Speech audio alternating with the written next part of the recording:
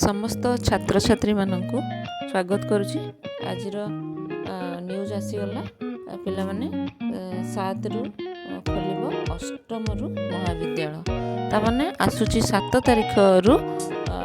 खोल आमर स्कूल अष्टम रु दशम श्रेणी पिला माने सब स्कूल जिबे एवं कॉलेज महाविद्यालय खोली जाउची एवं 14 रु विद्यालय जीवे केजी रु सप्तम श्रेणी पिला माने प्रथम रु सप्तम श्रेणी पिला माने 14 तारीख रु विद्यालय को जीवे एवं ता सहित रोची ऑफलाइन सह ऑनलाइन पढ़ाई भी चलिबो माने जो पिला माने ऑफलाइन